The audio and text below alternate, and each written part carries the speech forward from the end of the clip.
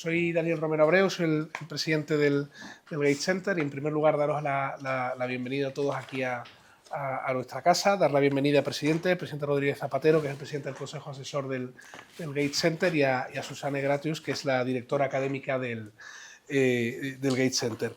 Había preparado, a raíz de lo que vamos a tratar hoy, unas pequeñas notas que me vais a permitir que comparte con vosotros, ¿no? Si recordáis, hemos presentado hace poco el primer índice, la primera edición del índice del Consejo de Seguridad, ¿no? Donde al final lo que buscamos es... en este caso fue el conflicto que teníamos entre Rusia y Ucrania, y en aquel encuentro lo que buscamos al final era mirar los grandes desafíos internacionales, ¿no? Con rigor y perspectiva y espíritu crítico, pero desde una perspectiva más allá, ¿no? Hoy precisamente continuamos este camino con una segunda entrega, en este caso dedicado al conflicto palestino-israelí, ¿no? Que es un tema que claramente ocupa la agenda global internacional y que interpela directamente precisamente ese papel del Consejo de Seguridad. Como algunos de ustedes ya saben, ese índice del Consejo de Seguridad nace con una intención de traducir en datos y análisis lo que muchas veces se percibe solo como en términos diplomáticos o políticos, y nos permite visualizar cómo actúan los distintos países ante los conflictos más relevantes y entender esas alianzas, los vetos, las parálisis del Consejo, y reflexionar sobre el papel de las Naciones Unidas realmente en esa búsqueda de la paz. Quisiera agradecer especialmente a Paula Ballesteros y Matías Mongán del Gate Center, que son analistas del equipo y colaboradores del centro, porque hoy presentarán este índice y este nuevo trabajo, y reconocer también el apoyo de todo el equipo académico, con Susana y con los demás colaboradores que nos están ayudando a desarrollar toda esta labor. Bueno, les invito a seguir con atención la mesa redonda que celebraremos a continuación, y que serán también con analistas de primer nivel, precisamente para debatir el papel y el futuro del Consejo de Seguridad en el conflicto precisamente que hay en Gaza. Y para el protocolo un poquito de hoy, el presidente nos hará una primera introducción y una perspectiva general. Después de ello presentaremos el índice y luego pasaremos a tener la mesa redonda y el debate más a fondo. O sea que os pediría dar un fuerte aplauso para el presidente. Muchas gracias, Daniel. Gracias, Susana. Hoy nos convoca aquí Gaza, Palestina. Un conflicto dramático que va a este camino va a llegar a los 100 años y que en los últimos meses ha tenido un desarrollo conmovedor, cruel. Hemos visto imágenes que mi generación creía que no iba a vivir así en directo, de asesinatos indiscriminados de civiles. Hay pocos conflictos en los que cerca de 20.000 niños hayan muerto. Y para los que hemos crecido en una cultura universal, en una cultura de los derechos humanos, en una cultura que abraza la paz perpetua que fundó Immanuel Kant, quizá como el gran referente ilustrado a la hora de definir cómo tenía que ser las sociedades y la convivencia. Gaza, lo que ha pasado en Gaza en estos 2 años, va a dejar una huella difícil de superar. Yo creo que para cualquier persona con un mínimo de sensibilidad por sus congéneres, por la idea de la vida, como sucede en la mayoría de las guerras, esta especialmente, en este ataque tan brutal, pues deja una huella, ¿no? Que nos interroga, nos interpela en aquello que somos y representamos. La tarea de la paz en la historia de la humanidad es quizá la tarea más difícil, porque la guerra ha caracterizado la historia. La guerra, la violencia política, el hecho de matar, el hecho de no ensanchar todos los espacios posibles para una solución pacífica de los conflictos, una solución racional, negociada, de diálogo. Y el uso de la fuerza se ha vuelto a imponer de manera muy preocupante en este primer cuarto del siglo XXI. que cada vez nos evoca más al siglo pasado. Sí, esta generación que bebimos de las fuentes de la Ilustración, en España de la democracia, la Europa de la paz, el fin de la caída del muro de Berlín, pensábamos que nunca volveríamos a estar en un momento de intensidad bélica, de muertes por conflictos violentos, intensos, más alto desde la Segunda Guerra Mundial. Y abrazábamos con entusiasmo la capacidad que había tenido la sociedad internacional, las grandes potencias, de construir Naciones Unidas, las instituciones de Naciones Unidas, entre otros, quizá la más importante, emanada de la Carta de San Francisco, el Consejo de Seguridad, la única autoridad institucional, política, que puede autorizar el uso de la fuerza. Y el Consejo de Seguridad es quien debe de procurar la paz cuando hay un estallido bélico. Es, por tanto, fundamental evaluar en cada conflicto cuál es el papel del Consejo de Seguridad, cuál ha sido el papel del Consejo de Seguridad, en qué ha derivado el modelo de veto consolidado de las potencias ganadoras de la Segunda Guerra Mundial y cuál es el papel que ese proyecto de gobierno mundial que fue Naciones Unidas, digo proyecto porque ha tenido una realización escasa, pero sin duda alguna es la esperanza a la que nos hemos aferrado en la mayoría de las ocasiones, la esperanza. Y como casi siempre que la pendiente se inclina hacia abajo, en la pérdida de valores, de principios, incluso de los acuerdos internacionales suscritos por todos, los acuerdos del derecho humanitario, en los conflictos, los acuerdos que tienen que ver con el enjuiciamiento de los comportamientos que pueden ser delitos de lesa humanidad o genocidios, esa deriva ha llegado al punto de que prácticamente desapareció cualquier espacio de derecho humanitario y de atención humanitaria.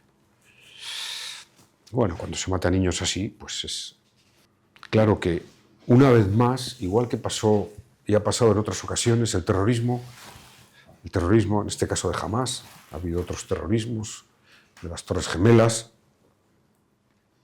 da lugar a las reacciones más espantosas. Uno de nuestros males de nuestro tiempo es el terrorismo, es un mal. Y la reacción de la guerra contra el terrorismo, o de vale todo contra el terrorismo, genera al final consecuencias mucho peores. Bien, tratamos con humildad, con modestia, de ser notario en Gate Center y evaluar cuál ha sido el comportamiento de las potencias, qué ha pasado, en este caso, en el conflicto de Gaza. Ha habido una reacción en la sociedad internacional, diríamos que tardía. Al final ha habido una movilización. Pocos gobiernos han estado a la altura de las circunstancias, pocos gobiernos. Creo que el de España ha sido de los mejores en la condena, en el reconocimiento al Estado palestino como un elemento hoy simbólico, pero de alto valor político, y en marcar una distancia hacia la tarea increíble, inenarrable, para mí incomprensible, de lo que ha hecho Israel. Pero tenemos derecho, los ciudadanos del mundo, a evaluar qué ha pasado con la letra y el espíritu de la Carta de San Francisco, con las instituciones y las reglas allí fijadas. Tenemos derecho, porque Naciones Unidas es ante todo las naciones de los ciudadanos del mundo. Al igual que a principios del siglo XXI, hubo una gran movilización social, intelectual, de ONGs, de fundaciones, en favor de los objetivos del milenio, de convertir ese gran anhelo de erradicar la pobreza, extender el acceso a la salud, a la educación, que se tradujo en los objetivos del milenio, luego en los objetivos del desarrollo sostenible, que ahora algunos cuestionan. Tengo la esperanza de que Gaza, la evaluación de lo que ha pasado en Naciones Unidas, en el Consejo de Seguridad, Gaza sea una gran fuente de inspiración, de revulsivo, para que la sociedad internacional, la ciudadanía, eleve a categoría de imprescindible el afán por la paz, el cumplimiento del derecho internacional. Si no, estaríamos viviendo, aún no lo podemos decir, un retroceso histórico de magnitudes incalculables, que las generaciones vivas no han conocido y que las generaciones vivas tienen el deber de impedir y revertir ante las generaciones futuras. Yo reivindico Naciones Unidas, reivindico la Carta de San Francisco, el derecho internacional y la fuerza por la fuerza y la fuerza del más fuerte no ha hecho más en la historia que provocar desastres dramáticos, inenarrables, impensables.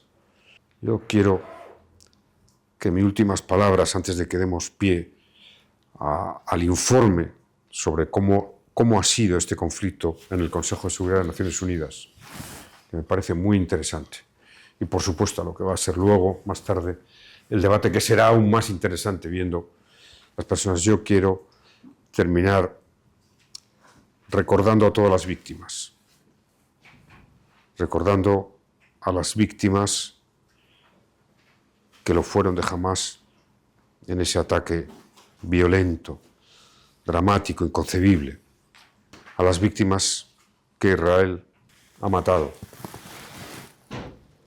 Algunas veces he expresado en público que una de las cosas que te deja una huella indefectible para toda tu vida cuando has tenido responsabilidades como las que yo he tenido es haber sentido, haber vivido conflictos, decisiones que abocan a la muerte de gente, de familias destrozadas, de historias rotas que quedan en el olvido, que seguimos cada día viviendo como si no pasara, como si no hubiera pasado. Esos niños huérfanos, esos padres sin niños, esas familias olvidadas, merecen, si es que aún mantenemos la fe y la esperanza en nuestra especie, merecen ser recordadas. Merecen ser recordadas porque la memoria del dolor es la única fuente de sanación para el futuro, de rectificación. Utópicamente, de momento, he apostado por la abolición de la guerra como instrumento en las relaciones internacionales, en la acción política. La abolición de la guerra. Y siempre afirmo que los primeros que defendieron la abolición de la esclavitud fueron considerados unos ingenuos, unos incluso combatidos y hasta perseguidos. La esclavitud vivió en las sociedades que en aquel momento eran desarrolladas, democráticas incluso, como algo natural, lógico, económicamente positivo. Bueno, yo me gustaría que el tiempo de nuestras vidas, de nuestras generaciones, se viviera con un movimiento intenso, poderoso, de convencimiento en favor de la abolición de la guerra, del fin de la violencia política. No hay otra tarea más elevada. No hay otro afán más digno. No hay otra forma de cumplimentar mejor a los derechos humanos,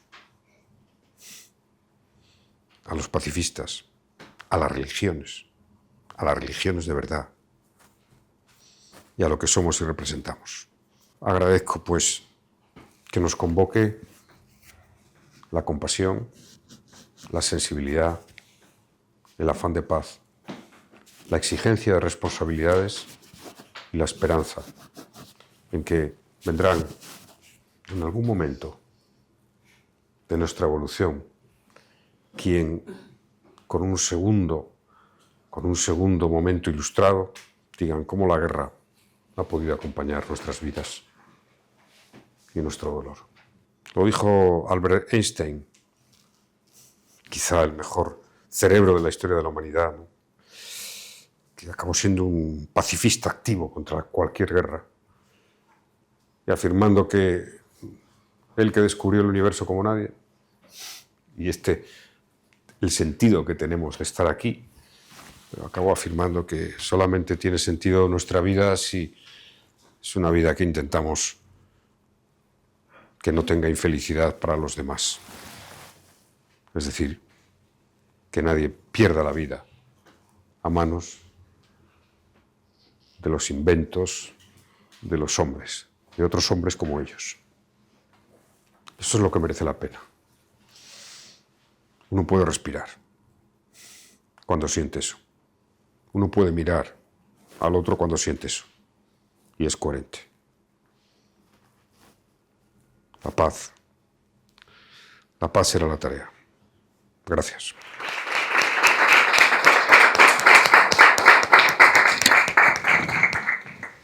Muchísimas gracias, presidente. Yo me quedo con, La Paz también presentó un libro hace poco, ¿no? La solución pacífica, ¿no? Que quizá podemos también hacer un poco de publicidad para esto. Y nos quedamos con... Yo no he venido a hablar de mi libro. No, ya lo sé, ya lo sé. Y espero que podemos dar lugar un poco a esta esperanza, ¿no? Que en este debate que me parece como muy deprimente, ¿no? Hablar de Gaza, de lo que está pasando, que ya lo estamos viendo 2 años. Y digamos, si llegamos a la segunda parte de hoy, que sería, espero que funcione la técnica, que ahí está Paula Ballesteros. Paula Ballesteros es colaboradora del Gates Center, licenciada en Ciencia Política, profesora, y nos presentará un poco el resultado de esta segunda parte del índice que tenéis también disponibles en la página web, ya está visible, digamos, se pueden ver, y simplemente hacíamos como el ejercicio muy sencillo de resumir las resoluciones y dar como un poco una trayectoria también de este conflicto que ya dura casi 80 años, ¿no? La solución de 2 estados surgió en 1948, si no me equivoco. 7, perdón, no soy experta en Gaza, así que tenemos aquí 4 expertos luego que nos van a dar algunas pinceladas también de cara al futuro de Gaza, no solamente al presente. Pero primero vamos a escuchar a Paula para que nos resuma un poco el resultado de esta segunda parte del índice de Gates Center, y también, como ven, mantenemos, ¿no?, viva la bandera de Naciones Unidas en tiempos muy oscuros, donde podemos hablar de una crisis del multilateralismo, casi existencial del multilateralismo. Y sin más, doy la palabra a Paula Ballesteros. Hola, ¿qué tal? Bueno, yo no puedo verlos, pero creería que ustedes sí, así que buenas tardes a todos y a todas. Gracias, Susan, por la presentación. Agradecer también las palabras del presidente, de Daniel, y la participación de todos los que forman parte de la mesa de expertos, quienes están allí para escuchar y formar parte de este evento. Y sobre todo también agradecer a todo el equipo de Gates Center, en nombre de Ana, que hicieron un montón de trabajo para que este evento sea posible. Así que bueno, muchas gracias. Esta vez lo voy a acompañar desde Argentina, así que por eso me toca presentarme de manera virtual.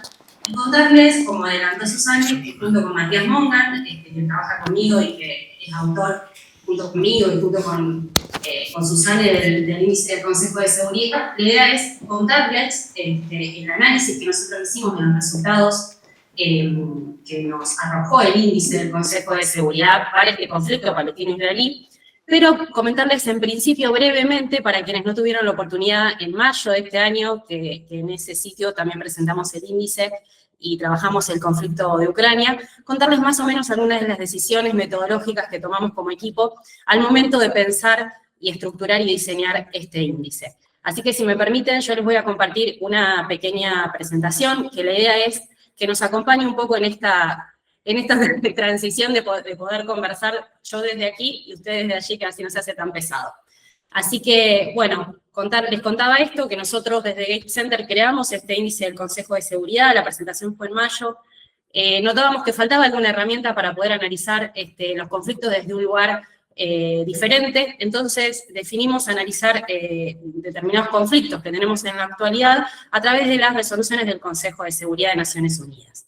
Así surgió este índice, en donde, como bien les comentaba, primero trabajamos el conflicto de Ucrania y luego de conversaciones que tuvimos con el presidente Zapatero y con el resto del equipo, decidimos seguir por el conflicto palestino-israelí, por supuesto por la magnitud del mismo. Y para poder mostrarles, a nosotros nos parece muy importante para este índice, además de la investigación que hicimos durante todos estos meses, la recolección de información, para nosotros es sumamente relevante que el índice tenga un espacio visual y atractivo dentro de la página de Gate Center. De paso aprovechamos a hacer la publicidad de la página web para que no solamente ingresen al índice y puedan conocer el análisis que hicimos del conflicto de Ucrania, ahora subimos el día de hoy el conflicto palestino-israelí, pero además hay un montón de artículos súper interesantes de un montón de temas que expertos, investigadores, académicos, estudiantes, desde las voces jóvenes han desarrollado en nuestra página. Así que aprovecho también para invitarlos e invitarlas a visitarlo. Volviendo específicamente al conflicto palestino-israelí, ustedes pueden ingresar a la página web de Gate Center y allí van a encontrar y van a poder pinchar dentro del conflicto de Ucrania o dentro de este conflicto y los lleva a esta página. Esta página lo que va a mostrar son, en primer lugar, las 25 resoluciones que nosotros decidimos, a partir de esto que yo les comentaba, de algunas variables que nos tomamos para hacer nuestra investigación, que se resolvieron, no solamente que se aprobaron, sino resoluciones que fueron tratadas dentro del Consejo de Seguridad, en un momento histórico, un espacio temporal que nosotros definimos, que sea de 20 años. Esta decisión nosotros no solamente la tomamos, por supuesto todos saben quienes están ahí y quienes no, les compartimos, este es uno de los conflictos más complejos, que viene de larga data, entonces la definición de acortar el marco temporal fue muy compleja, pero debíamos hacerlo porque necesitábamos acotar la investigación y poder empezar a obtener resultados. Así que esa fue una de las decisiones que tomamos, y por eso la investigación va desde el año 2005 hasta el año 2025, o sea, los últimos 20 años de este conflicto, en donde en la página, y no me quiero extender tanto, pero allí van a poder encontrar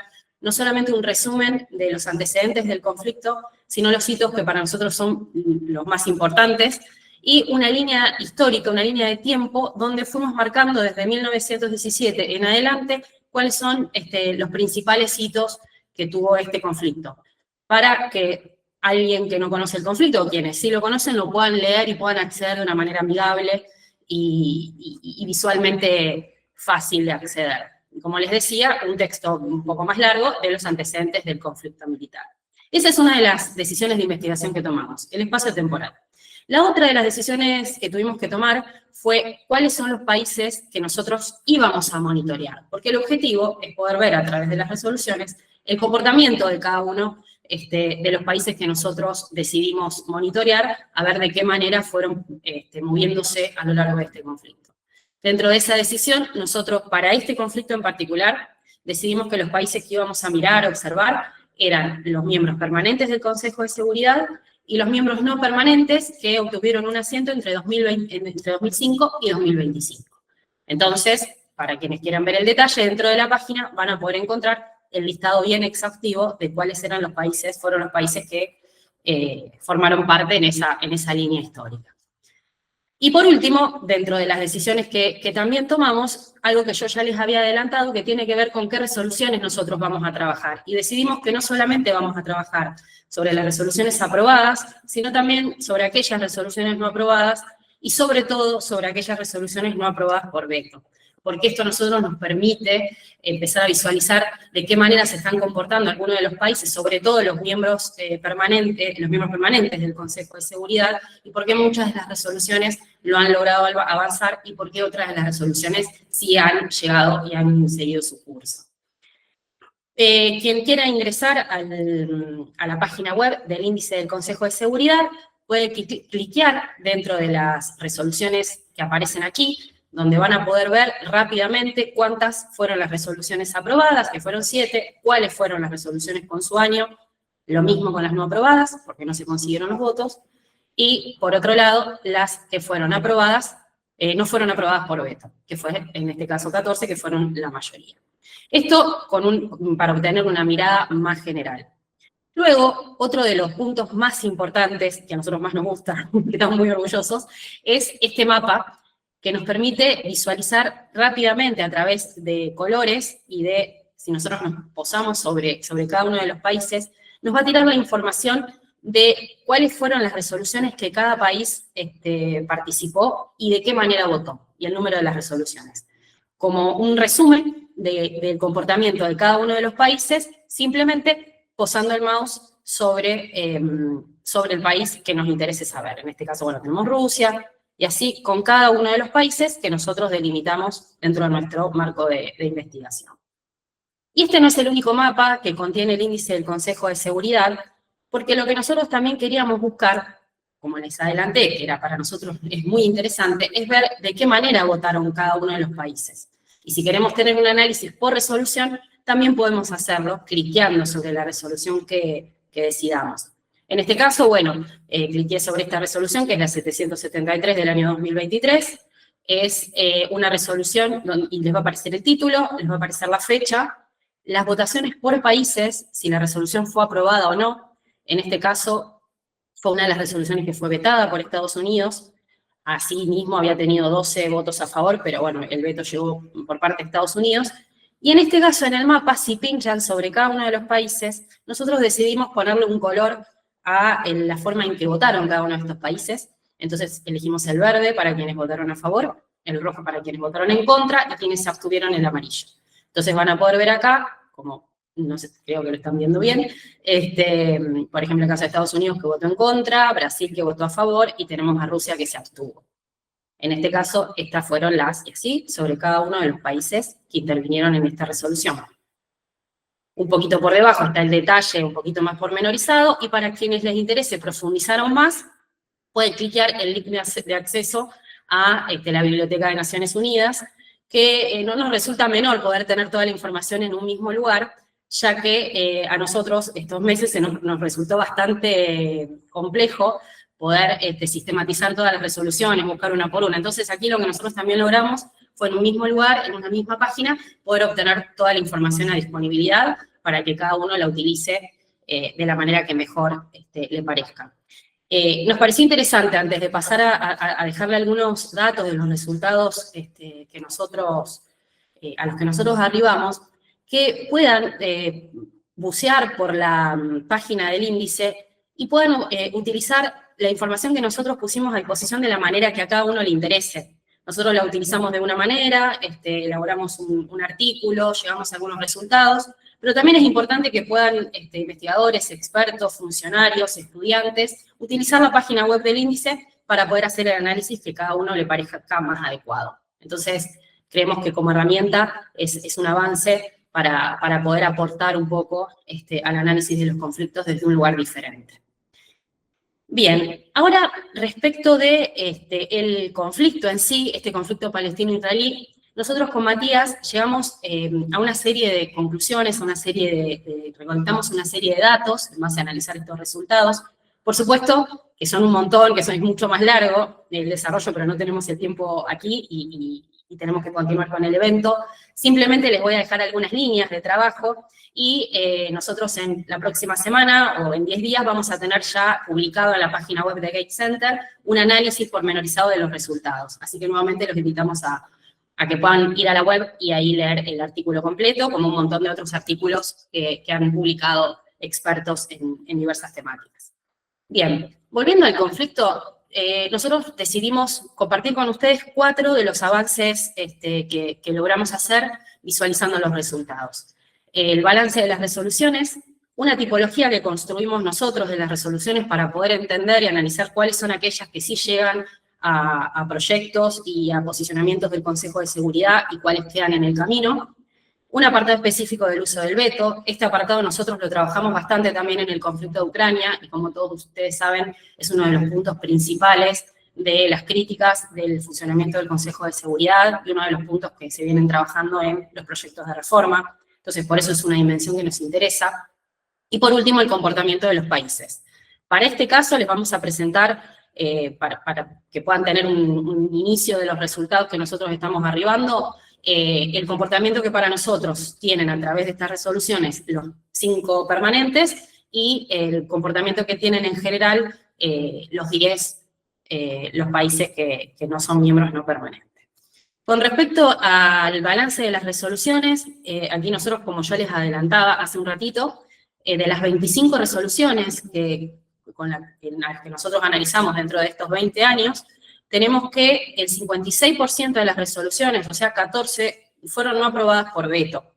Con lo cual, aquí ya nosotros podemos tener un resultado, un dato cuantitativo que nos acerca alguna información sobre el funcionamiento del Consejo de Seguridad.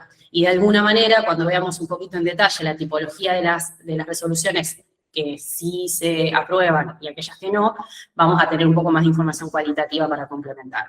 Pero a simple vista tenemos 14 no aprobadas por veto, 4 fueron no aprobadas porque no se llegaron a los consensos y 7 fueron aprobadas. ¿Qué hicimos nosotros para poder analizar en profundidad la tipología de las resoluciones y ver por qué algunas sí llegaron a buen puerto y algunas no? Por supuesto todos ya, o la mayoría, conocemos algunos de los resultados, pero nos sirvió para sistematizarlos.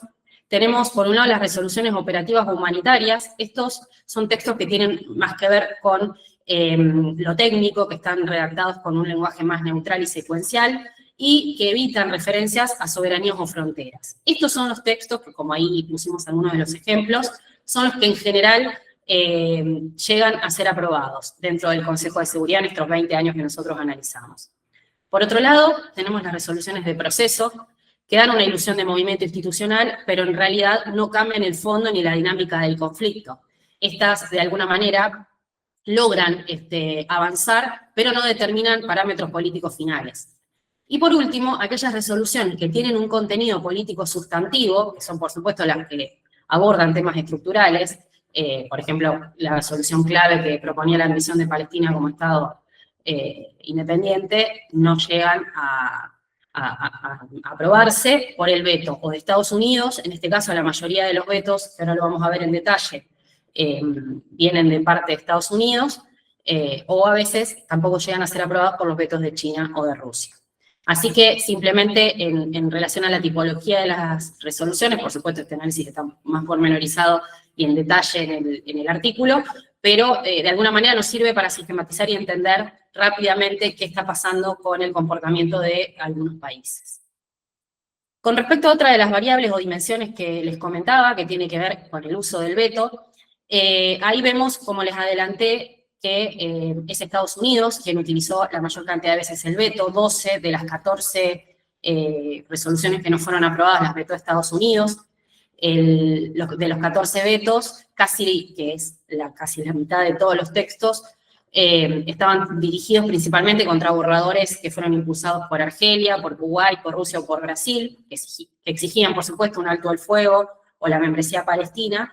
Y los otros 2 vetos, que fueron impulsados por China y por Rusia, responden a algunos proyectos que fueron promovidos por Estados Unidos, que incluían referencias al derecho de autodefensa o condicionaban el cese de hostilidades. Así que, bueno, de alguna manera nos pareció importante poder graficar esta situación. Y por último, de las dimensiones que nosotros empezamos a analizar, decidimos compartirles las primeras líneas de trabajo a las que llegamos, que tienen que ver con el funcionamiento interno del Consejo y el comportamiento por grupos. Por un lado los permanentes y por el otro lado los que son no permanentes.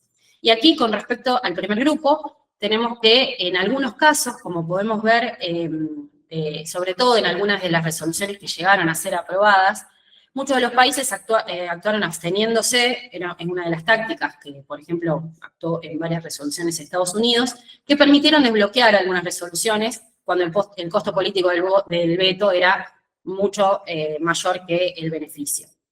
Por otro lado, sí, las potencias utilizan el veto como instrumento de señal geopolítica, como ya lo hemos visto en otros conflictos. Estados Unidos, por un lado, protege a Israel, y Rusia y China contrapesan con un discurso contra el discurso occidental. Y este equilibrio asimétrico mantiene un statu quo donde la acción colectiva se va a limitar a contextos sin impacto estratégico directo, que como vimos tienen más que ver con un funcionamiento más de garantizar ayuda humanitaria o ayuda de algunos procedimientos estándar, que es lo que así empieza a actuar, está actuando el Consejo de Seguridad. Sin embargo, los miembros no permanentes, sobre todo Brasil, Malta, Mozambique, Argelia, bueno, y en cada caso vamos a ver algunas cuestiones en particular, son los que actúan en este caso como articuladores de un consenso operativo.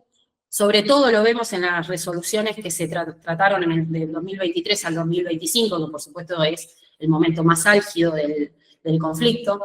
Este grupo también desempeña un rol técnico de redactores de los compromisos, se trabaja mucho en afinar el lenguaje y promover algunos enfoques secuenciales para tratar de eludir el veto. Y la influencia, que también nos parece interesante, como línea disparadora, la influencia crece cuando logran coordinarse el bloque y mantener un frente humanitario común. Pero, por supuesto, el margen político sigue subordinado a las líneas rojas de los permanentes, que son los que hoy utilizan el veto y que, por supuesto, abren esta discusión y este debate que seguramente harán en profundidad quienes forman parte de la mesa de expertos, de pensar y repensar el funcionamiento del Consejo de Seguridad y de todo el organismo de Naciones Unidas. Y arribamos a algunas conclusiones, que por supuesto, como les adelanté, no son las únicas que tenemos y el análisis es mucho más profundo, pero como para dejar algunos títulos, la eficacia del Consejo sigue estando limitada al manejo de consecuencias humanitarias y operacionales, que el veto continúa siendo un mecanismo de equilibrio de intereses geoestratégicos, que las resoluciones adoptadas recientemente no modifican la estructura del conflicto, como estamos viendo, de hecho el conflicto se está recrudeciendo, o aparecen soluciones por otros lugares que no tienen que ver con el accionar de Naciones Unidas. Y esto también lo analizamos a partir también de lo que hablamos y trabajamos sobre la reforma del Consejo de Seguridad desde Gates Center, sobre lo que trabajamos también del índice en el conflicto de Ucrania, que lejos de ser un órgano en crisis de existencia, para nosotros hoy el Consejo de Seguridad enfrenta una crisis de función, porque transitó de ser un árbitro decisorio del derecho internacional a pasar a ser un espacio de contención diplomática, que a veces está condicionado no solamente por los vetos, sino por la polarización y por lo que, obviamente acá no vamos a profundizar, pero sí que se ha profundizado en otros espacios, los recortes presupuestarios que tiene el organismo. Es por ello que desde Gates Center creemos que poder visibilizar estos patrones de comportamiento de los países, medirlos comparativamente, quizás es un paso que puede ser importante para repensar el multilateralismo desde una perspectiva más democrática y plural. Porque, por supuesto, nosotros seguimos defendiendo el multilateralismo como la instancia de resolución de los conflictos, sabemos que está en crisis, pero queremos que también aportar con herramientas, si se quiere, entre comillas, por supuesto, porque nada es tan objetivo, pero sí son herramientas que aportan datos, se pueden buscar soluciones diferentes para seguir confiando en el multilateralismo como la salida. Así que, sin más, vuelvo a repetir que los invitamos a conocer la página de Gates Center. Ahí van a poder ver más detalles, no solamente del índice en este conflicto, sino del conflicto de Ucrania. Pronto seguiremos analizando nuevos conflictos y también les compartimos la emoción de poder seguir trabajando con este equipo y trabajando sobre estos conflictos que las miradas son tan necesarias. Así que muchas gracias y mucha suerte en la mesa de expertos. Bueno, le agradecemos mucho a Paula Ballesteros y a Matías Mongan, que han sido los dos que han elaborado este índice. Debería existir, ¿no?, en la página web del Consejo de Seguridad, pero no existe de esta manera. Así que nos hemos puesto un poco a cubrir esta laguna y bueno, hay muchísimos conflictos, como dijo el presidente, que nos queda mucho labor por delante, ¿no? Hemos empezado con los dos principales que son más mediáticos, ¿no? Hay muchos conflictos que ya no son mediáticos y continúan, ¿no? Así que esto va a ser una larga serie, supongo, ¿eh? Tristemente, ¿no? Muchísimas gracias, presidente, también. Ahora pasamos a la tercera parte de este evento, que sería la mesa redonda, que tenemos aquí a 4 personas que conocen muy bien el tema, que han estado en el terreno. En primer lugar, quería preguntarle a Ignacio Álvarez Osorio, que es catedrático de estudios árabes y islámicos en la Universidad Complutense de Madrid. Es autor de 2 libros recientes. Bueno, ha sido, yo creo que has hecho tu doctorado en la UAM, en mi universidad, ¿verdad? Y allí he leído que el título fue La dimensión palestina del proceso de paz de Oriente Medio, 1967 a 1996. Así que tienes una larguísima trayectoria, también un grupo de investigación, ¿no?, sobre este tema en la Complutense. Eres una figura muy mediática, ¿no? Y yo te invito un poco a darnos algunas pinceladas sobre la actualidad, el plan de paz, que lo hemos leído, lo hemos visto todos, ¿no? De los 20 puntos elaborados desde Estados Unidos, nos olvidamos completamente del Consejo de Seguridad, que está paralizado, ¿no? Naciones Unidas no forma parte. Hoy he leído que tampoco va a formar parte para que llegue la ayuda humanitaria a Gaza. Así que tenemos una situación muy, muy enquistada, muy difícil, y no sé si podemos hablar de una paz. Yo creo que todavía es muy temprano, ¿no?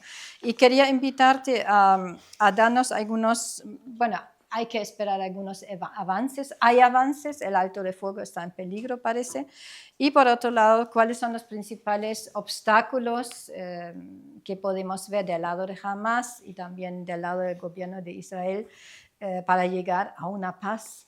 Bueno, ha habido muchos intentos, ¿no? Que nos des un poco tu visión en primer lugar y luego continuaremos con Cristina Muñoz, con Barak y al final con Olga Rodríguez. Bueno, en primer lugar agradecer la invitación del Gates Center a estar toda esta tarde con vosotros y vosotras. Es un placer también compartir mesa con queridos amigos y amigas. Y me has hecho una pregunta muy amplia que probablemente nos llevaría a responder muchas horas, pero el escenario que nos encontramos hoy en día, después de 2 meses de hostilidades, es completamente desolador. Basta con ver esas imágenes de ciudades enteras completamente destruidas.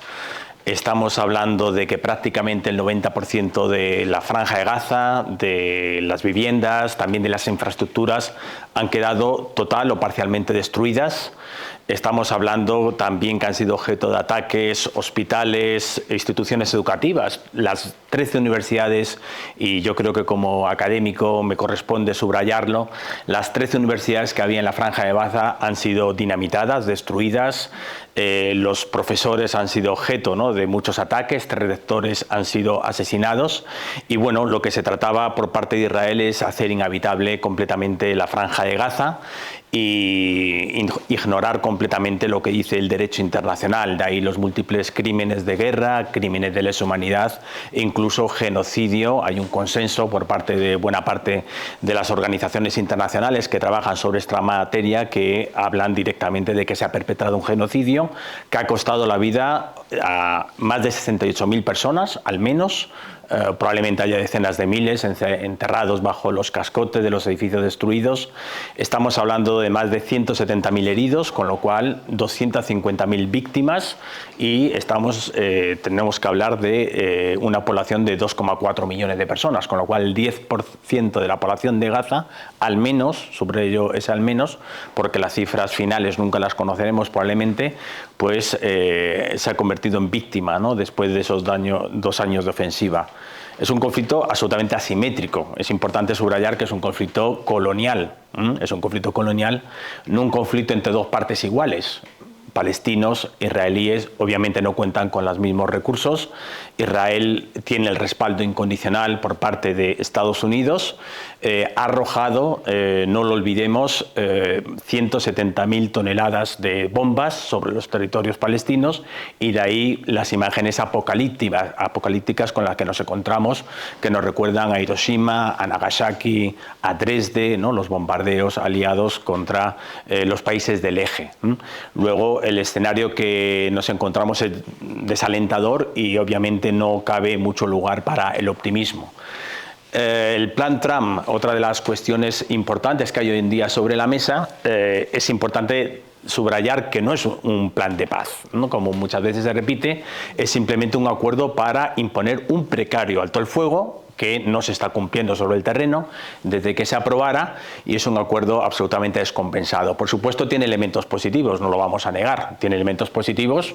Han dejado, ¿no?, de sonar los cañones y los bombardeos sistemáticos, se han liberado a los rehenes, está entrando muy gota a gota la ayuda humanitaria, no se está cumpliendo el acuerdo, porque preveía el acuerdo la entrada de 600 camiones al día y están entrando menos de 100, con lo cual, por eso tenemos que subrayar que es un acuerdo muy precario, con elementos efectivamente positivos, pero también con muchas incógnitas, muchas incertidumbres de cara a un futuro, entre otras cosas porque los palestinos no han sido invitados a participar en el acuerdo. Esto es una constante prácticamente desde la declaración Balfour, el plan de partición del 47, los acuerdos de Camp David, jamás han contado con representación palestina. Es decir, que en el año 2025 se sigue ignorando al pueblo palestino y no se contempla tampoco ni el fin de la ocupación, no se contempla tampoco un horizonte para el establecimiento de la solución de los dos estados. Por lo tanto, es un acuerdo extraordinariamente imperfecto.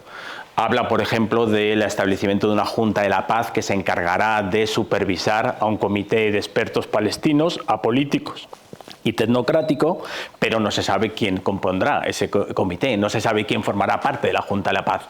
Se habla de mandatarios internacionales, pero la política de Estados Unidos es marginar a la Unión Europea, que tampoco ha estado representada en estos acuerdos, y por lo tanto no hay ninguna posibilidad de equilibrar, ¿no?, esa alianza incondicional de Estados Unidos con Israel, ¿no? Por lo tanto, es un acuerdo extraordinariamente imperfecto. No hay una hoja de ruta, no hay un cronograma, no hay garantías tampoco. Luego, Israel, en los acuerdos de Oslo, en la época laborista, impuso esta lógica de no hay fechas sagradas, y esto lo dijo Isaac Rabin. Luego, no hay fechas sagradas tampoco para aplicación, porque no hay un calendario, no hay garantías, no hay un grupo de países que se encargue de velar por el cumplimiento del acuerdo, ¿no? Con lo cual, estamos encontrando muchas dificultades para que se aplique, y estamos encontrando también resistencia, sobre todo por parte del gobierno Netanyahu.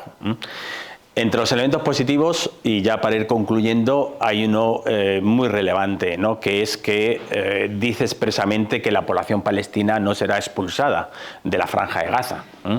Y esto va en contra de lo que dicen buena parte de los componentes del gobierno de coalición israelí, que abogaban por lo que ellos llaman el desplazamiento voluntario, y que es claramente una limpieza étnica, es decir, la expulsión de 2 millones de personas a los países del entorno.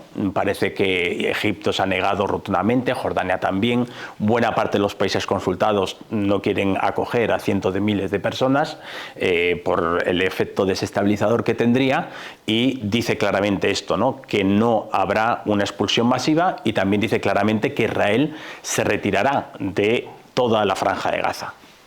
El problema, como venimos diciendo, es que no establece ni un calendario de aplicación, no establece ningún tipo de garantías para forzar a Israel, que no olvidemos es la parte fuerte de la ecuación, porque los palestinos son la parte débil, que incluso han sido abandonados por buena parte de la comunidad internacional, y también no lo olvidemos por buena parte del mundo árabe, ¿no? Con lo cual, la gran incógnita es saber si se va a aplicar, si no se va a aplicar, y también si esto va a implicar una rehabilitación de los suministros básicos, una reconstrucción, porque todas las fronteras están en manos de Israel, no lo olvidemos. Es decir, no hay ningún paso fronterizo que no controle Israel, y en las anteriores ofensivas ha puesto numerosas trabas a la entrada de materiales de reconstrucción, ¿no? Por lo tanto, deja prácticamente Israel con las manos libres para violarlo, para aplicarlo, y no hay, ¿no?, desgraciadamente, pues una presencia, ¿no?, de países como, o de organizaciones, ¿no?, como la Unión Europea, que puedan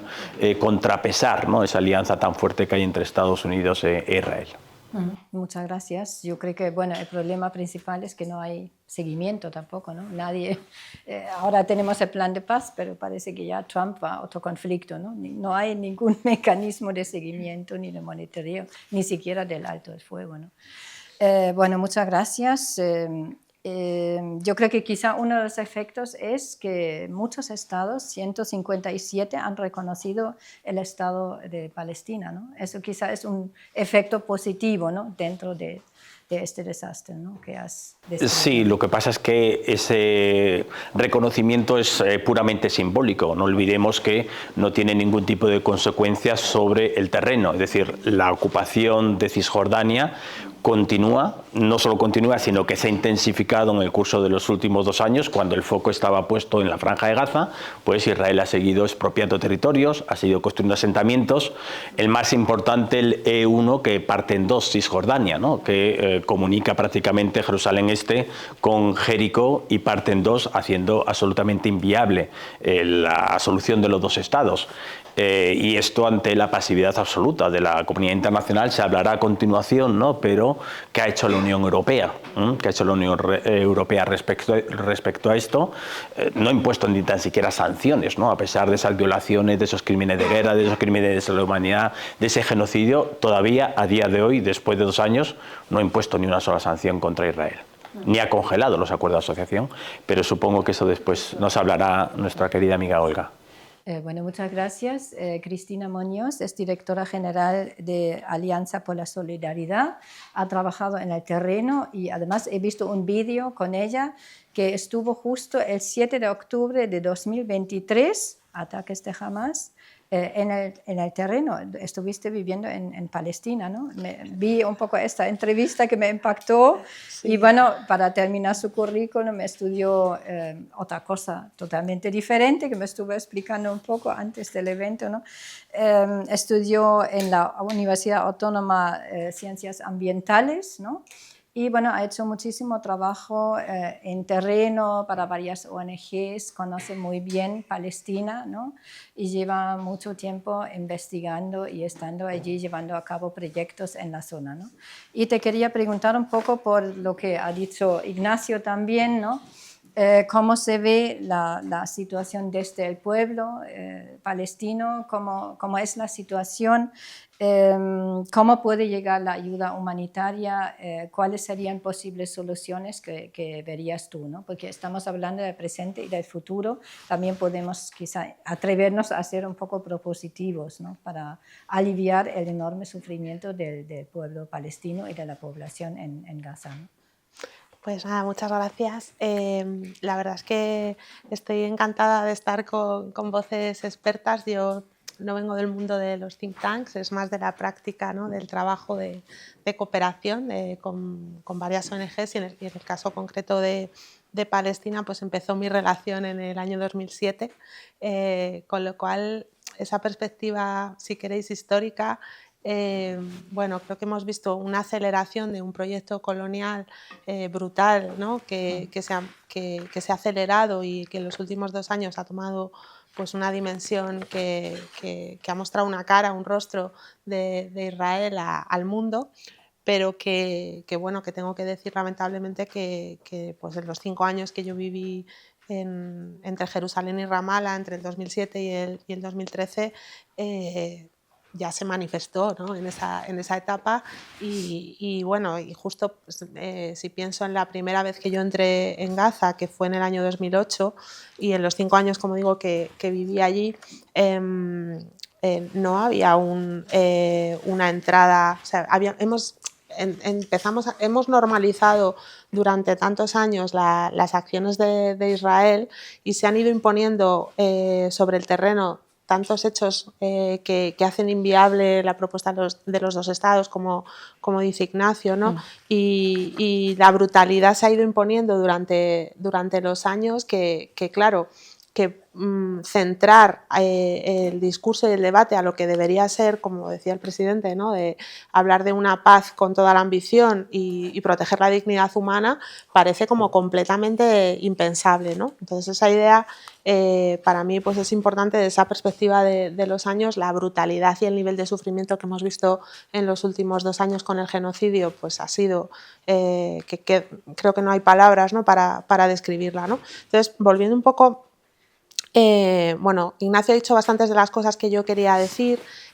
Ahora mismo tenemos una situación entre que las organizaciones que tratamos de hacer ayuda humanitaria dentro es extremadamente difícil por las restricciones, es decir, que no solamente es la entrada de camiones, es también la entrada del personal o es la capacidad de movimientos del propio personal nacional palestino que trabaja en nuestras organizaciones y que durante 2 años se ha visto las 14 personas que trabajan en Alianza por la Solidaridad se han desplazado infinidad de veces, han perdido sus hogares, han perdido seres queridos, en muchos momentos no sabíamos dónde iban a estar, si al día siguiente iban a estar vivas o no. Entonces tenemos que pensar que esa es la gente que está trabajando dentro de Gaza, ha sido víctima porque no ha habido un principio básico que dice el derecho internacional, que es un principio de distinción, de proporcionalidad y desde luego de permitir corredores humanitarios,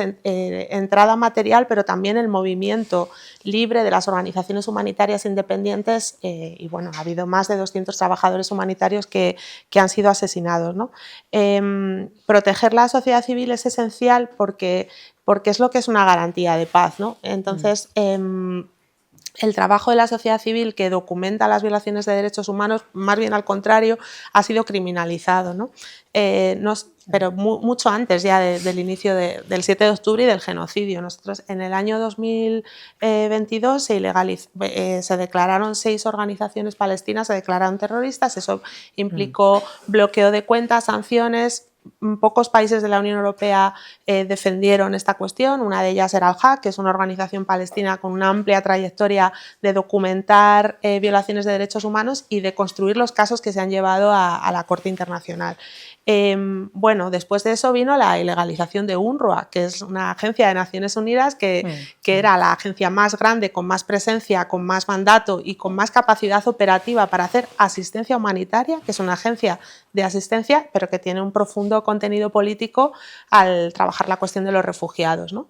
Y las siguientes pues somos las organizaciones internacionales, ¿no? Una organización como la mía, ahora mismo todas las organizaciones internacionales que llevamos trabajando en Gaza muchos años, la mía en concreto desde el 93, hemos sido declaradas ilegales. El registro que tenemos ante Israel, que en nuestro caso se formalizó en el año 2000, quiero recordar, Israel ha declarado que ese registro para operar es ilegal y que todas las organizaciones tenemos que ser sometidas a un nuevo registro, con una serie de condiciones que implican proveer a un Estado genocida con los datos personales del personal palestino que trabaja con nosotras, lo cual primero es ilegal desde un punto de vista de la protección de datos, las normativas europeas, y después es muy cuestionable desde un punto de vista del derecho internacional, ¿no? Además creemos que coincide con una estrategia pues obviamente de silenciación, ¿no? Porque, y funciona porque ahora mismo las organizaciones españolas o internacionales que estamos trabajando allí tenemos que elegir entre nuestro mandato humanitario, que es tan necesario, o nuestra labor de testimonio, ¿no? Y están encontrados porque Israel bueno, pues revisa cualquier mención en páginas web. Bueno, hemos visto deportaciones de personal. En nuestro caso, una de nuestras trabajadoras fue deportada en el mes de julio, no se fue denegada la entrada.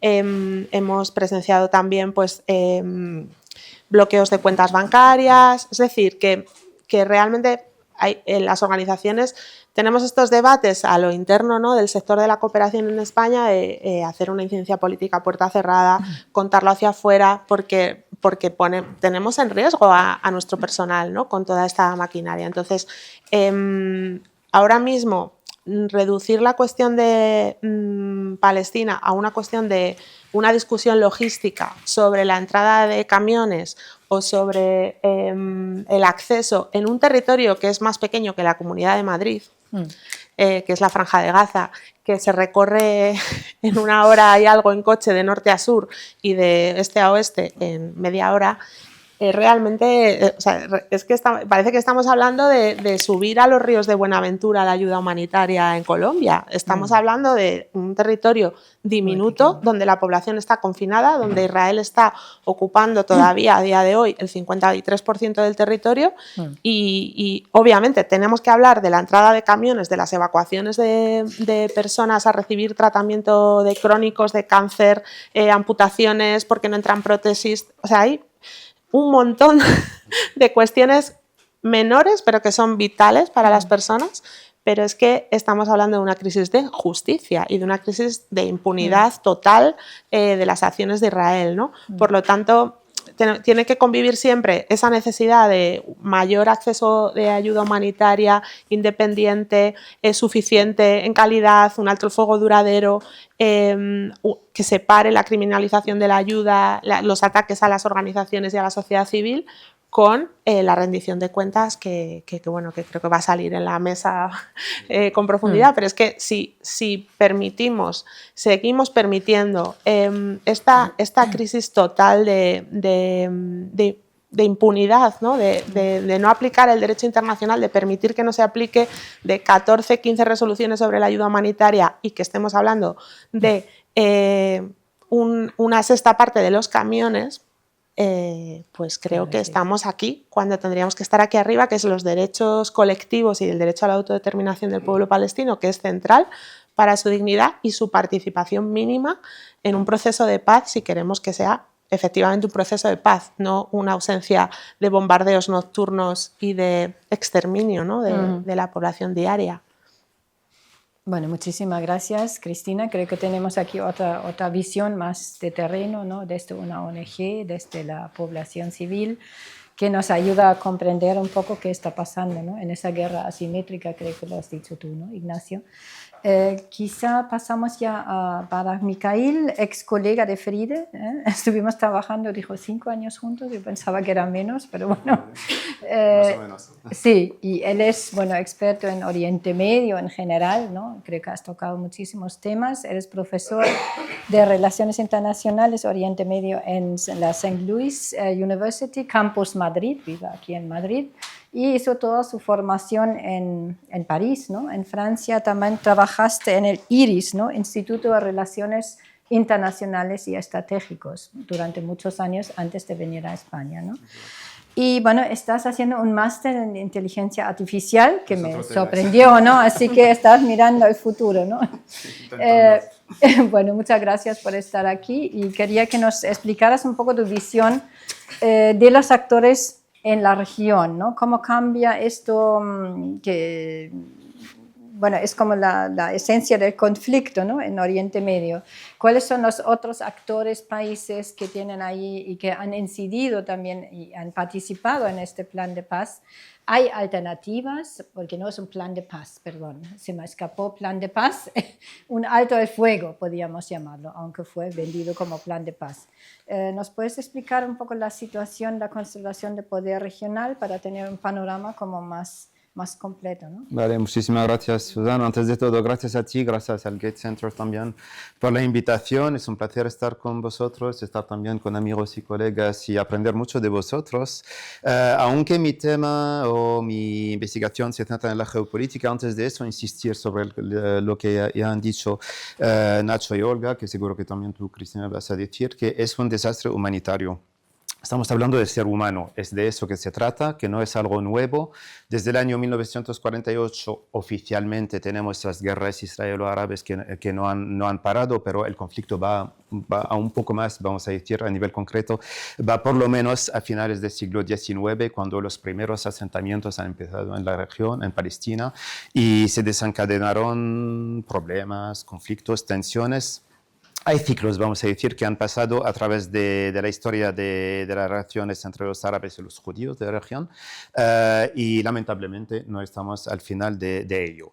Así que también antes de pasar rápido, voy a intentar no alargarme porque me interesa también nos interesa la interactuación, pero antes de eso decir también que en las dinámicas que hemos visto sucederse en la región, bueno, está claro que el conflicto israelí-palestino es un conflicto central, esencial. Yo creo que el que va a poder solucionar este conflicto va a tener como vía libre en toda la región para hacer lo que quiera, que sea a nivel de negocio, que sea a nivel de diplomático, económico, pero al mismo tiempo vemos hasta ahora que lo que pasa es que si hay un actor que es importante, que hace la diferencia, son los Estados Unidos. No hay otro. Hasta Rusia, hasta China, no son actores que hacen la diferencia o que quieren hacer la diferencia, porque también yo creo que lo que les importa es también tener el canal abierto hacia los israelíes al mismo tiempo. Yo creo que la geopolítica también se combina a través de estos cálculos basados sobre los intereses que cada uno está como solicitando en la región. Eso dicho, llevándolo al terreno geopolítico, claramente hay un antes del 7 de octubre de 2023 y un después del 7 de octubre de 2023. Creo que lo que pasó es que el primer ministro israelí, Netanyahu, pues ha visto una oportunidad para, vamos a decir, para redistribuir las cartas a nivel regional, aprovechando de la postura que tiene Israel en cuanto a su relación particular o especial con los Estados Unidos, también sabiendo de que tenía y sigue teniendo unos asuntos judiciales también que tampoco, que le estaban amenazando a nivel político. Y sobre esta base, claro, yo creo que tenemos vamos a decir, esta conjunción de muchos temas o muchos elementos que han llevado a la realidad que tenemos hoy. No me olvido de que sí había la masacre del 7 de octubre de 2023, que eso ya es algo que cuenta también, pero no creo que al mismo tiempo esto justifique el hecho, lo que has dicho tú, Nacho, el número de víctimas, 200.000 personas, entre muertos y heridos, muchas mujeres, muchos inocentes, muchos niños, claro, y la destrucción no solo de la franja de Gaza, sino que no tenemos que olvidarnos de que aunque la población de Gaza está pagando el precio que vemos desde hace 2 años ahora, hay Cisjordania también, que está en una situación parecida, no lo mismo, claro, no es la misma amplitud, pero al mismo tiempo hay muchos abusos que están ahí. Eso es por un lado. Por otro lado, lo has dicho muy bien, Susan, no es un plan de paz, es más un alto el fuego en un contexto donde ni siquiera tenemos un alto el fuego, sino que de vez en cuando tenemos la violencia que sigue y eso puede pasar. No digo que eso está condicionando la situación que tenemos ahí. La violencia, lamentablemente, los palestinos y los israelíes han nacido en un contexto de violencia y esto yo creo que también ha como condicionado las generaciones o la mentalidad que tenemos a nivel de ambos pueblos al final. Pero dentro de ello, pues yo creo que tenemos un colonialismo que se está como siguiendo, que está continuando y que ha continuado a través de las décadas. Y dentro de eso, yo creo que una de las cosas que a mí personalmente me escandaliza es que cuando vemos este llamado plan de reconstrucción que tenemos para Gaza, pues tenemos ahora ha acabado famosa ahora la Gaza Humanitarian Foundation, que es una ONG gubernamental al final, ni siquiera es una ONG pero que sirve los intereses americanos. Y tenemos también evangelistas que están en el terreno y que van a llevar la operación ahora de reconstrucción, de acompañamiento y de distribución de ayuda humanitaria. Eso me recuerda un poco a los años de la administración Bush, cuando teníamos también una conexión ideológica entre los americanos y entre los israelíes, en un contexto donde había muchos religiosos y mucha religión en el tema, hay gente que creía que al final el fin de los tiempos va a pasar en Israel y a través de eso hay que estar ahí, ¿no? Yo creo que la conexión ideológica no se ha perdido y lo vemos en la naturaleza de los actores que están en la reconstrucción hoy. Me ha llamado la atención de verdad vamos a decir, este retorno de los evangelistas en el terreno, porque yo creo que tiene sus indicaciones en cuanto a la naturaleza de la relación entre Estados Unidos e Israel. Podríamos añadir muchas más cosas. Yo creo que habrá que ver si las empresas del señor Trump o de su yerno también estaban involucradas, que yo creo que sí. Pero al final el escándalo de todo eso es que nadie lo está haciendo para los palestinos, sino que igual el proyecto de la Riviera de Trump sigue vivo, no sé, pero al final los palestinos es una asistencia desde lejos en un contexto donde sí cada uno se está diciendo a ver si les expulsamos. Eso sigue vigente. Para no alargarme demasiado, solo añadir también igual una o dos palabras sobre otros actores de la región. Yo creo que yo estoy convencido, eso era también el objeto de mi tesis, de que el Oriente Medio es como un factor de medida de las relaciones internacionales. Me refiero, si queremos entender quién es el más fuerte a nivel internacional y los equilibrios de poder, hay que ver lo que pasa en el Oriente Medio. Y lo vemos también ahora con este conflicto otra vez, vamos a decir. Pero otra cosa que destaca, yo creo, en el contexto del Oriente Medio es que los actores que tienen peso son los actores no árabes al final. Porque Turquía sí, que ahora ha vuelto con un peso y sigue desarrollando una estrategia desde hace 20 años, un poco más ahora, desde que el AKP ha llegado al poder. Ellos sí que tienen peso, sí que pueden hacer la diferencia hasta un cierto punto, pero al mismo tiempo, aparte de ellos, ¿quién tenemos? Egipto no pesa nada al final, es que bueno, se están protegiendo más que otra cosa. Y los países del Golfo sí que tienen medidas, sí que tienen, vamos a decir, una diplomacia que es un poco más fuerte. Pienso aquí en Arabia Saudita y los Emiratos Árabes, así como Qatar, por supuesto.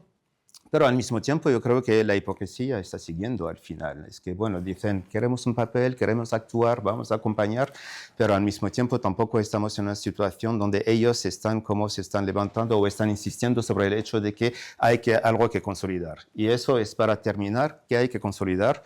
Si queremos una solución, tenemos el derecho internacional, como bien has dicho. El derecho internacional, la resolución 242, el retorno o la vuelta a las fronteras de junio de 1967, que ni siquiera es lo que la ONU había reconocido en 1948. Hay una solución en este sentido. Pragmáticamente, ¿se puede hacer? Pues la gente dice, hay asentamientos, es difícil, los colonos, ¿cómo sacarlos, etcétera? Pues Ariel Sharon lo hizo en 2005. Es que cuando hay determinación a nivel del poder, se puede actuar. Así que yo creo que solución hay. A nivel teórico, a nivel legal, por supuesto, a nivel de práctica vemos las limitaciones que tenemos hoy, pero yo creo que es lo único que nos queda al final, el asunto legal, porque más allá del asunto legal, ¿qué queremos? Ver quién quiere ese y qué quiere el otro, pues en este caso el equilibrio de poder sí que va a influir y nunca vamos a salir de ella, vamos a decir. Así que lamentablemente es un conflicto largo. Lamentablemente no vemos cómo salir de ella, eso está claro, pero para no ser muy injustos, vamos a decir, hacia los países, y España forma parte de ellos, claramente, las voces fuertes también que han dicho que reconocemos a un Estado de Palestina a través de eso, pues es una manera de decir hay que reconocer el hecho como hecho, pero yo creo que para ver la postura europea, claro, la Unión Europea es bastante débil a nivel de posicionamiento, pero tenemos lo que podría llamarse una coalición de los voluntarios, unos países como Irlanda, como España, que podrían liderar una vía donde por lo menos veríamos de que sí, el Consejo de Seguridad es el que decide porque hay un veto que está bloqueando todo, pero si la Asamblea General tuviera una voz, en este caso sí, 157 países sobre 193, pues ya tenemos la mayoría que está con el derecho y con la justicia al final. Bueno, muchas gracias. A ti. También por mencionar la Asamblea General de Naciones Unidas, ¿no? Que en el otro conflicto que analizamos, Ucrania, también ha tenido un peso cada vez mayor, ¿no? Yo creo que eso hay que observarlo. También los países del denominado sur global, que yo no sé si existe, pero que tienen cada vez más peso, ¿no? Y eso se debería reflejar también en estos conflictos, ¿no? Asamblea General, ¿no? Quizá un poco. Olga Rodríguez, gracias también por difundir un poco, por ayudarnos a difundir este evento. Olga Rodríguez es periodista, investigadora y escritora. has escrito muchas cosas sobre Gaza, das muchas entrevistas, te he visto en alguna, y trabajas y eres cofundadora, ¿no?, del diario .es. También has hecho muchísimos reportajes para, bueno, un sinfín de medios, ¿no? Cadena SER, CNN+, El País, Radio Nacional de España, y has sido corresponsal en muchísimos países que no me cabían aquí en la... así que entre otros también en Palestina. Y ahora ya vamos a llegar a esta parte que nos toca más, ¿no?, que también has hablado del presidente de España, el papel que ha jugado España. Un poco también que nos explicas qué podría hacer la Unión Europea, que está fuera, se ha quedado fuera, totalmente fuera, que es un actor débil, dice Barak, ¿no? España, qué papel juega, qué papel debería jugar y qué podría hacer la Unión Europea. Sanciones, porque tenemos sanciones, sancionamos a Rusia, pero no sancionamos a Israel. ¿Tendrá que ver con Ursula von der Leyen? No sé. Ursula von der Leyen es como yo, alemana, y allí hay como una barrera que yo no tengo, porque además vivo en España, pero hay allí conozco muy bien el dilema de los alemanes, y yo creo que se refleja un poco en la figura de Ursula von der Leyen, quizá, ¿no? Pero bueno, que nos des un poco una visión sobre la Unión Europea y España. Bueno, es un placer estar aquí. A ver, voy a intentar ser muy concreta porque hay muchísimos temas.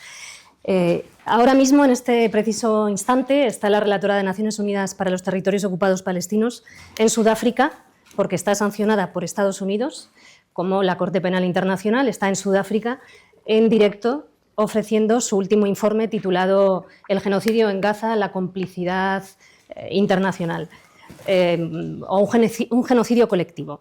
En él nombra a más de 50 países, sobre todo occidentales, hablando del papel que han tenido en estos 2 años, ¿no?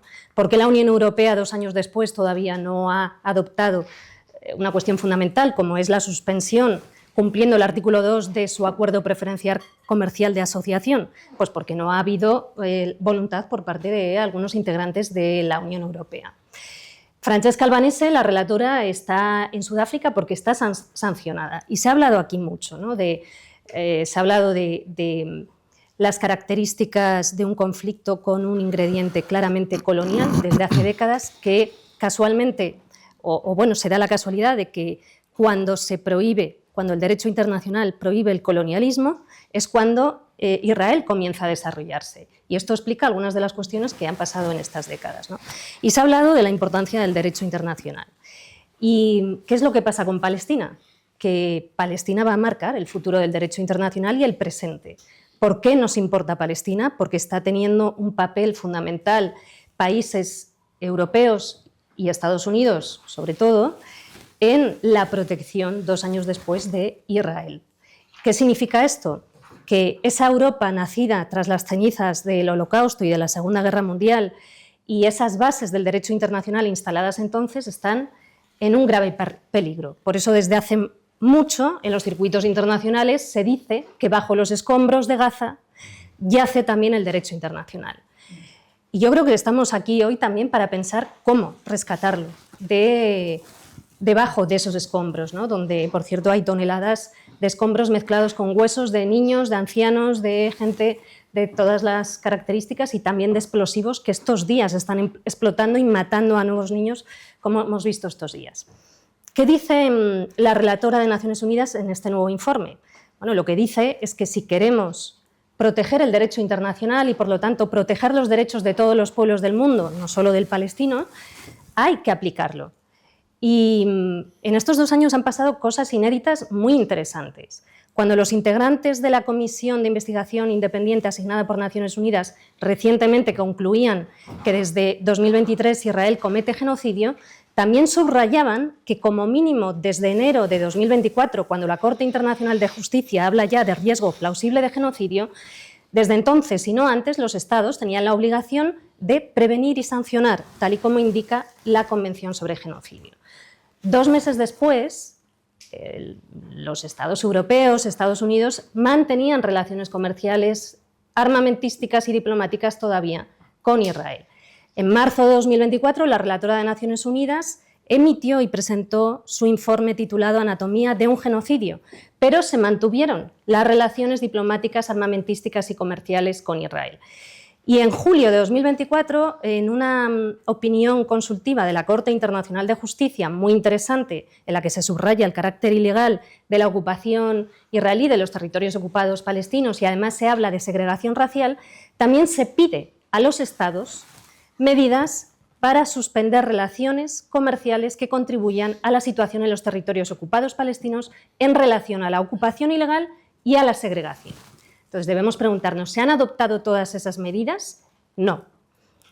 2 años después estamos acá y ni siquiera cuando era el momento en el que se estaba poniendo en el debate público encima de la mesa la posibilidad de abordar y de estudiar la suspensión del acuerdo preferencial de la Unión Europea, de hacer algo en el marco de Eurovisión, de hacer algo en el marco de la UEFA y de la FIFA, llega el alto el fuego de Trump.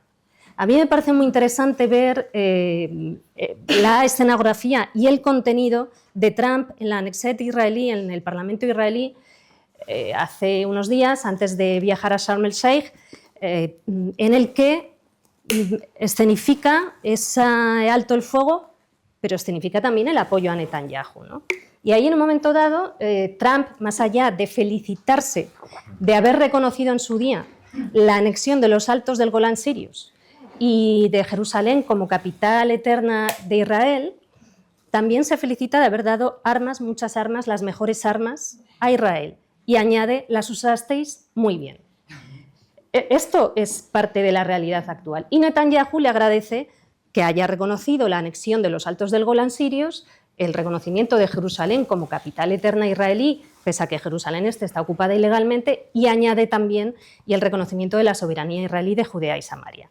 Que Trump ahí no dijo nada al respecto y posteriormente está diciendo que no reconoce, que no va a facilitar el reconocimiento de la anexión de Cisjordania. Pero es que Cisjordania ya está anexionada y aquí nos vamos a lo que es la política de los hechos consumados de Israel, que en el terreno se ve muy bien. Es decir, hay una anexión de facto a día de hoy. Como en Gaza, en estos momentos hay una ocupación de al menos el 53% del territorio de Gaza, a través de la línea amarilla trazada por Israel, que en muchos sitios no está señalizada y por eso estos días están matando a gente, recientemente a 2 familias con varios niños pequeños, porque cruzaron esa línea imaginaria porque su casa derruida quedaba al otro lado. Esta línea amarilla, ¿qué se va a hacer para esa retirada gradual del ejército israelí? Como decían por aquí, no hay plazos establecidos. Recordemos la línea verde de 1949, una línea verde que también teóricamente iba a ser temporal y que se convirtió en frontera de facto y luego además incluso con la ocupación ilegal de 1967 pues se movió nuevamente el territorio. Entonces estamos en estas. Por un lado estamos viendo cómo ha habido cuestiones inéditas que he mencionado en el ámbito del derecho internacional. Por otro lado, vemos cómo ha habido una inacción o complicidad activa de los tradicionales aliados de Israel y en estos momentos un alto el fuego muy frágil. Netanyahu ha dicho hoy que va a atacar Gaza de nuevo, veremos qué ocurre, y una Unión Europea que ha estado inmovilizada. ¿Por qué mencionaba lo del Parlamento israelí? Porque en un momento dado Trump dice: habéis hecho lo que teníais que hacer, lo habéis hecho muy bien, habéis usado las armas muy bien, pero ahora estábamos en un momento en el que si seguíais matando, uso estas palabras, pues podía ser un problema para Israel. Porque realmente vemos como hay mucha gente en el mundo y muchos sectores en lugares diferentes que se han movilizado de una manera u otra y que han dicho: no en mi nombre, también desde la comunidad judía estadounidense, por ejemplo, ¿no? Que la gente joven ha salido a la calle y ha tomado los campus y han dicho: no en nuestro nombre, no instrumentalicéis esto, no en nuestro nombre, ¿no? Y cómo esos movimientos y ese debate público que se iba conquistando gradualmente, pues probablemente ha sido clave para forzar este alto el fuego frágil. Contestando a tu pregunta con respecto a España. España y Eslovenia son los 2 únicos países que han anunciado y que han aprobado un embargo de armamento, después de casi 2 años de relaciones armamentísticas con Israel. Y esto es importante, como el reconocimiento del Estado palestino, que en estos momentos es algo que flota en el aire, que puede ser una cosa a su contraria, ¿no? Porque la realidad en el terreno es la que es, pero cualquier cosa, cualquier paso es menos que nada. Ahora bien, ¿qué dice, por ejemplo, en su informe que está presentando esta tarde Albanesa? Y con esto termino. Suspender relaciones diplomáticas, comerciales, armamentísticas. ¿Qué es lo que está pidiendo incluso la Corte Internacional de Justicia, por ejemplo, ¿no? Cómo los integrantes de la Comisión de Investigación Independiente de Naciones Unidas han pedido y han subrayado también otras medidas, ¿no? El cierre de las oficinas de las oficinas comerciales, la llamada y el regreso de los enlaces militares en las embajadas. Es decir, hay muchísimos pasos que no se han abordado y que no se están explorando.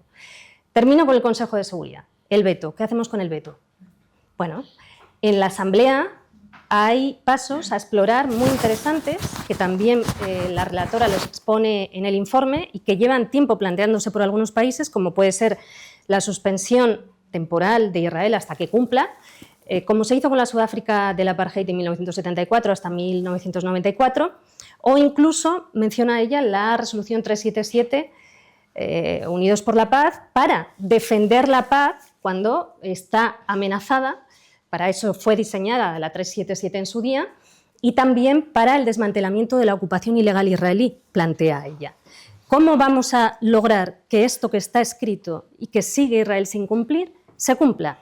Cuando aquellos aliados de Israel claves siguen sin adoptar las medidas necesarias y las sanciones necesarias. ¿Qué vamos a hacer? ¿Se va a hacer esto para rescatar el derecho internacional de bajo los escombros? Hablaba antes el presidente de La Esperanza.